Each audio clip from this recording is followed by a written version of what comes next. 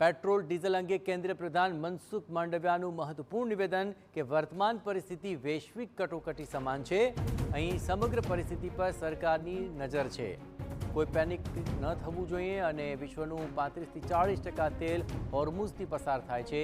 Gas અને તેલ ભારત તરફ આવી રહ્યા છે। ઈંધણ બચાવવા માટે આપણે પ્રયત્ન કરતા રહીએ તે હિતાવ છે।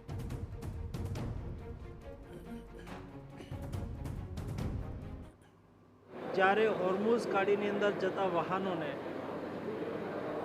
ઈરાન રોકી રહ્યું છે, સામે અમેરિકા નાકાબંધી કરી રહ્યું છે। એ સ્થિતિમાં જે વૈશ્વિક ક્રાઇસિસ ઊભી થઈ રહી છે, એ ક્રાઇસિસની સામે ભારતે પોતાની બધી સલામતી અને વ્યવસ્થાઓ સુનિશ્ચિત કરી છે।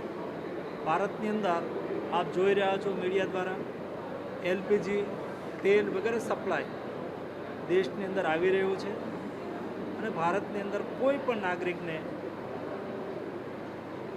ઓછામાં ઓછી અસુવિધા થાય તેના માટેનો પ્રયાસ સરકાર દ્વારા થઈ રહ્યો છે।